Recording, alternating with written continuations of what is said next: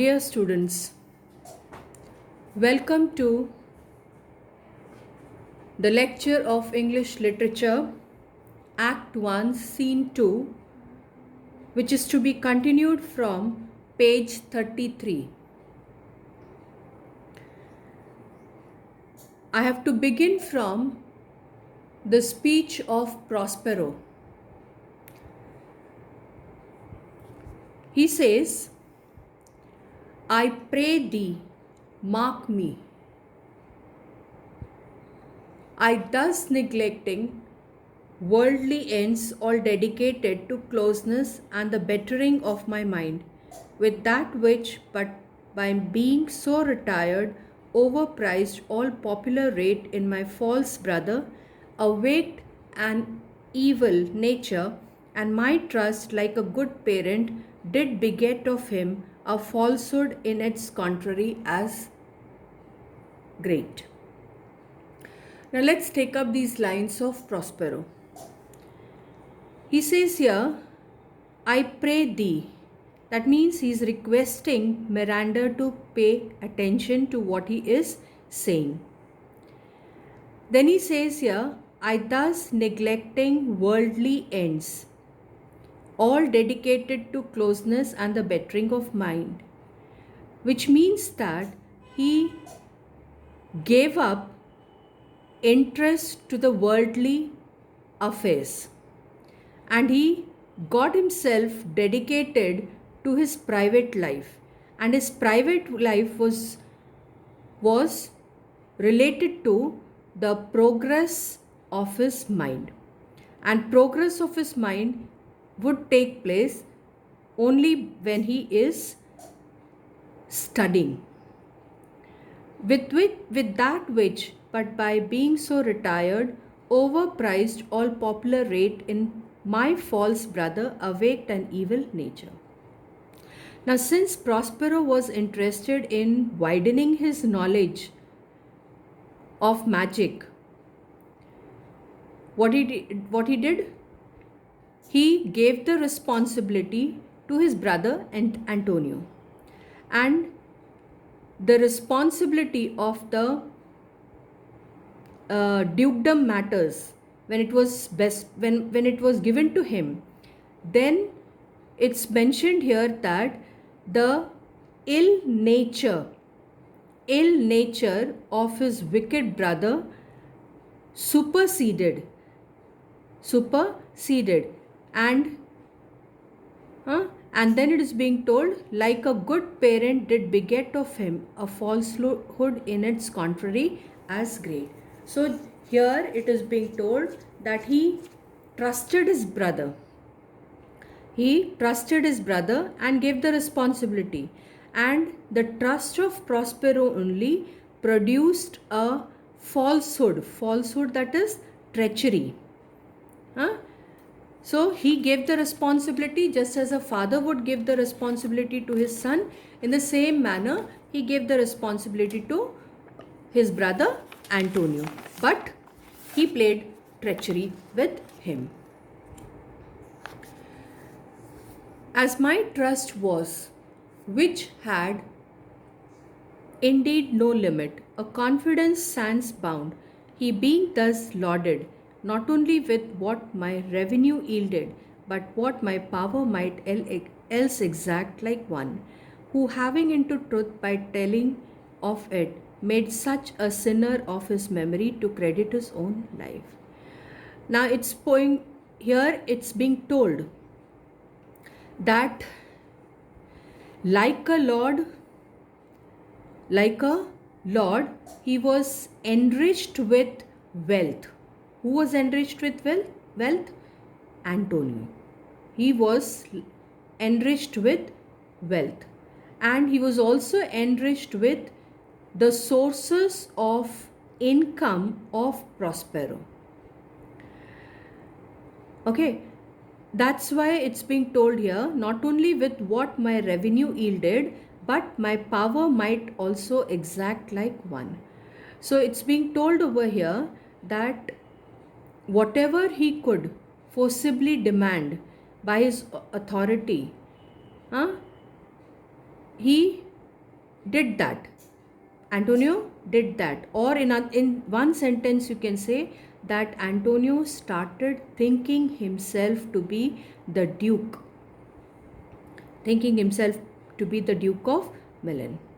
Okay, so here it is being told, like one who having into truth by telling of it made such a sinner of his memory.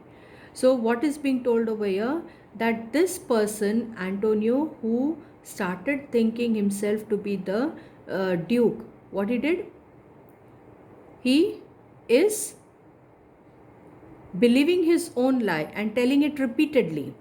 He's telling, he made his memory false to truth. He is believing his own lie and he is telling it repeatedly. As a result of it, what happened? He did believe he was indeed the Duke. He was indeed the Duke. Out o the substitution and executing the outward face of royalty with a prerogative, hence his ambition growing, dost thou hear. So you have to keep in mind that he was the substitute. Antonio was the substitute for Prospero. But what he did, he started carrying out the external marks of dignities and privileges. Okay, so he is assuming as if he is in the air of royalty, and he became ambitious because of that. And he became ambitious, and then he is asking a question to Miranda, that are you listening to me? She gives the reply, your tale, sir, would cure deafness. It means what? She is listening to the story of Prospero. Prospero further says, to have no screen between this part he played and him he played it for, he needs will be absolute Milan. Me, poor man, my library was dukedom large enough. Of temporal royalties, he thinks me now incapable, confederates, so dry he was for sway, with the king of Naples to give him annual tribute, do him homage. Now, you have to keep in mind that in this speech, Prospero is telling, in this verse, Prospero is telling Miranda that Antonio became disloyal to him and he took the help of King of Naples. Okay, King of Naples, in order to acquire the position of the dukedom of Milan. So let's discuss it in detail. To have no screen between this part he played. No screen, that means difference. There was no difference between the role that he played and the reality. And him he played it for, he needs will be absolute Milan. So he actually wanted to become the Duke of Milan. Therefore, whatever role he played, there was no difference between the role that he played and the reality. As far as Prospero, me refers here to Prospero, is concerned, he is depicting himself as a poor man. What came under his jurisdiction was the library. Okay, was the dukedom large enough of temporal royalties. So you have to remember that library came under the jurisdiction of Prospero, and he believed that he was unable to have the authority, only the rights was dukedom large enough of temporal means worldly royalties, that is rights granted by a monarch. He thinks me now incapable, confederates, so dry he was for sway.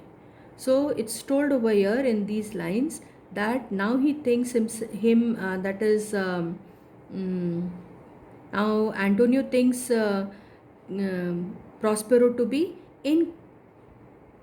incapable. Huh? Confederates means allies. So dry he was for sway. So he was bloodthirsty for power, with the king of Naples to give him annual tribute. So what is he doing? He is seeking the help of the king of Naples. And in order to seek the help of king of Naples, he entered into a contract with the king of Naples, for which he was paying him an annual tribute. Annual tribute means he was paying yearly. He was paying the tribute to him yearly. Do him homage, respect him, subject his coronet to his crown. Coronet is a small crown. So he was also given respect by giving or by handing a small crown, which was given to him as the um, given to him as the